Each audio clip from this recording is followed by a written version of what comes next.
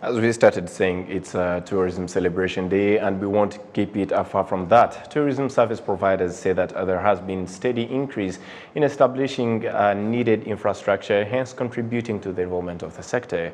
Tourism accounts for 50% of Rwanda's GDP. The Rwanda Development Board, RDB, says, a better service delivery increases traffic of foreign tourists visiting the country. We have more on this report. Figures from the National Institute of Statistics of Rwanda indicate that in the first quarter of this year, the country's gross domestic product increased by 9.2%, with the service sector increasing by 13%, as the output from hotels and restaurants alone increased by 42%. The meetings hosted by Rwanda in the first 6 months of this year contributed to a 44% increase on the total tourism contribution to Rwanda's GDP. Tourism service providers expressed optimism following the setbacks imposed by the COVID-19 pandemic. The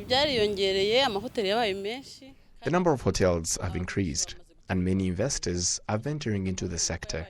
Hotels are not expensive as before, and prices are relatively affordable. People no longer fear to hang out from hotels and do gatherings that they used to do from their homes in different hotels.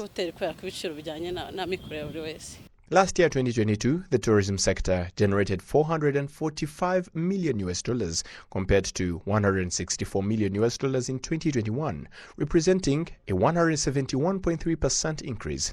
Residents appreciate the revenue sharing scheme, which ensures that communities living around the country's national parks receive 10% of all tourism revenue.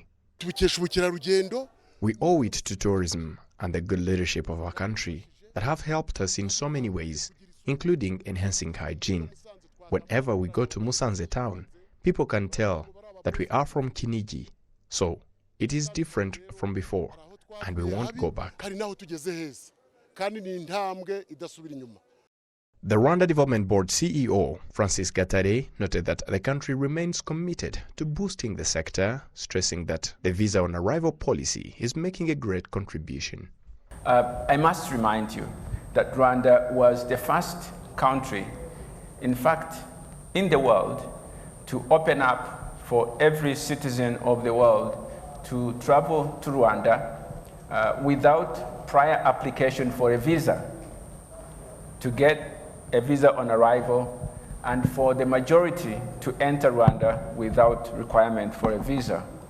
In fact, for all the African passport holders, they can move, live, and work in Rwanda uninterrupted.